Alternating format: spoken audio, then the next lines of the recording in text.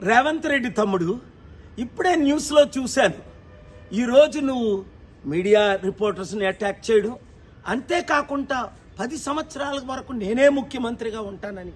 ఇప్పుడు మార్చి 15, కనీసం తాగడానికి మంచినీళ్ళు లేవు. అమీర్పేటలో మాకు ట్యాంకర్ని తెప్పించుకుంటున్నాం. 1,20,00,000 మంది హైదరాబాద్, సికింద్రాబాద్లో, 4 కోట్ల మంది తెలంగాణలో లేని మార్చిలోనే లేవంటే మరి ఏప్రిల్, మే, జూన్లో ఎలాగుంటాయి? ఒక్కసారి ఆలోచించు.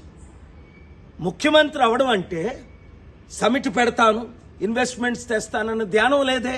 మరి ఇప్పుడు నువ్వేదో భారత్ సమిట్ నువ్వు పెడితే ఎవరు వస్తారు? ఒకసారి అర్థం చేసుకో, దేవుడు మనల్ని ఎందుకు కలిపాడు.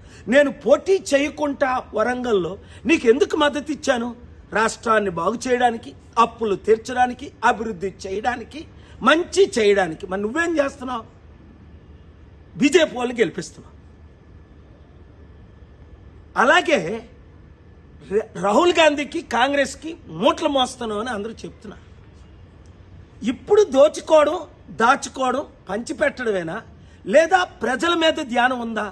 నిరుద్యోగులు ఆత్మహత్య చేసుకుంటున్నారు, రైతులు ఆత్మహత్య చేసుకుంటున్నారు, మంచినీళ్ళు లేకుండా ప్రాబ్లమ్స్ అవుతున్నాయి, విద్యా వైద్యం అన్నది కనిపించట్లేదు. 15 నెలల్లోనే నువ్వెంత ఫెయిల్డ్ ముఖ్యమంత్రి అయితే, ఒక అన్నగా, శాంతి దూతగా, నీ అడ్వైజర్గా నాకెంత బాధేస్తుంది.